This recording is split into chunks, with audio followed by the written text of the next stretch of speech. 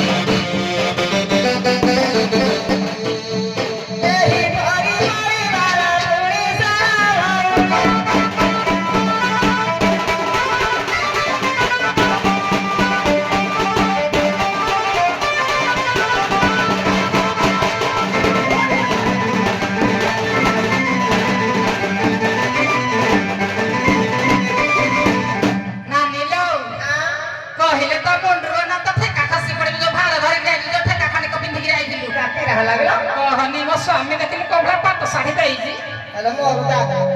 ନା ଶୁଣୁ ତୁ ଏରା ଲକ୍ଷ୍ମୀ ବ୍ରତ ବୋଧେ କରୁଛୁ ଧରିକିରି ପଳେଇ ଆଇ ହେରା ପିନ୍ଧିକିରି ଲୁଗାପଟା ବୋଧେ ସଫା କରିନୁ ଯେ ନା ତୁ ସଫା ବୋଧେ କରିନି ଲୁଗାପଟା ନା ଆମେ ନାନୀ ଭଉଣୀ ଦେଖିକିରି ପିନ୍ଧିଛୁ ଦେଖିଲୁ ପାଟ ଘର ମସିରି ମନ୍ଦିର ଭଉଣୀ ଘର ମସିରି ମନ୍ଦିର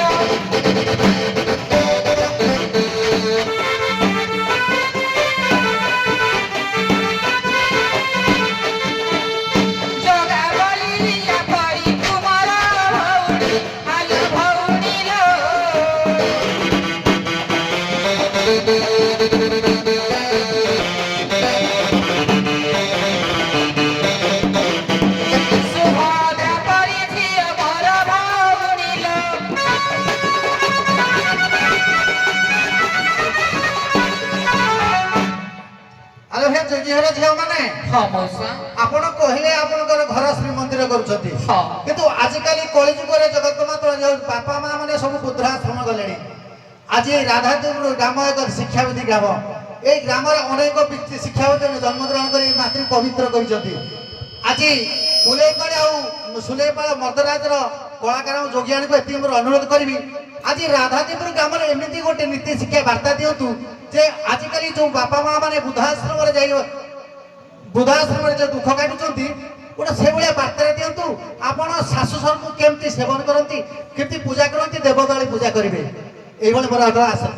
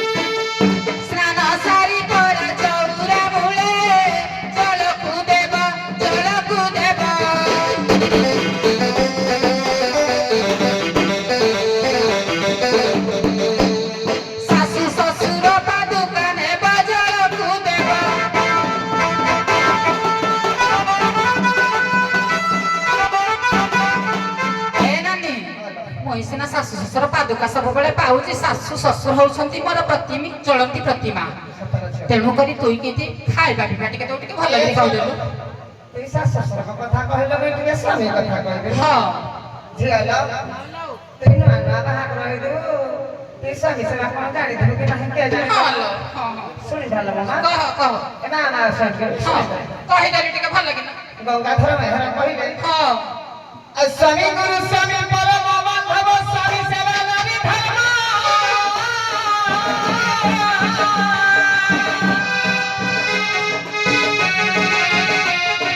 ସ୍ୱାମୀ ପରମତି ଅଚଳରେ ଗତି ଅର୍ପିତ କରିବୁ କର୍ମ।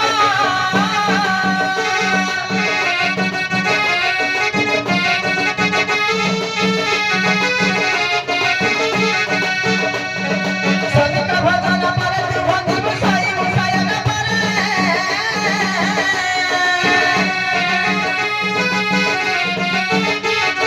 ସ୍ୱାମୀଙ୍କର ନିକଟ ଯିବା ପୂର୍ବରୁ ପତିକୁ ପତି ସେରେ।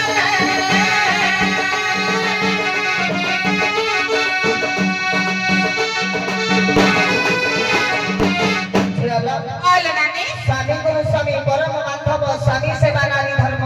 ହଁ ଯାହାହେଲେ ଝିଅ ଯେତେବେଳେ ସ୍ୱାମୀ ନିଜର ସ୍ତ୍ରୀ ଯଦି ସେବା କରିବା ନିହାତି ଆବଶ୍ୟକ। ହଁ ଲୋ ନାନୀ। ସ୍ୱାମୀଙ୍କ ଭଜନ ପରେ ତୁ ଭଞ୍ଜିବୁ ଶୋଇବୁ ଶୟନ ପରେ। ହଁ ସ୍ୱାମୀଙ୍କର ନିଦ୍ରାତେ ଯିବା ଉଠିବରୁ ଉଠୁଥିବୁ ପ୍ରତିଶତ। ହଁ ଝିଅଲା ହଁ ସ୍ୱାମୀକୁ କିରା କରିବୁ କହିଲୁ? କିରା କରିବା ଗିଲା? ଅନେକରେ ବସିଥିବୁ, ସେ ଯେତେବେଳେ ଯୁଆଡୁ ଆଇବେ ଖାଇବା ପିଇବା ଦବୁ। ହଁ ତ କାମ ପାଇବୁ ସବୁ ସାରିବୁ, ବର୍ଷା ବାସନ ତୁ ଆଧେଇ କରି ଖାଇଥିକିରି କେଡ଼େ ବୈକୁଣ୍ଠ ସମାନ ଆହା ଅଟେ ସେହି ଘର, ବୈକୁଣ୍ଠ ସମାନ ଆହା ଅଟେ ସେହି ଘର, ପରସ୍ପର ସ୍ନେହ ଜୟୀ ଥାଏ ନିରନ୍ତର।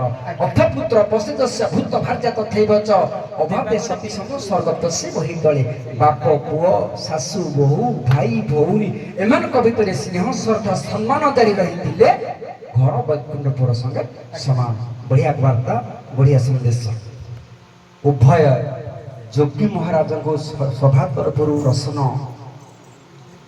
ନାରଦଙ୍କର ଗୋଟେ ବୀଣା ଅଛି, ସେ ବୀଣାର ନାଁ ହଉଛି ମହତୀ ବୀଣା। ସେମିତି ଯୋଗାରୁର ଶିବ ଭଗବାନଙ୍କର ଗୋଟେ ବୀଣା ଅଛି, ସେ ବୀଣାର ନାଁଟା କଣ?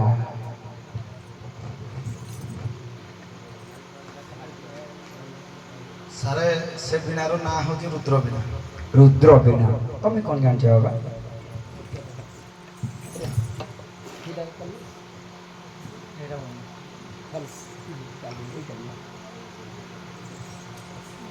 ଆଜ୍ଞା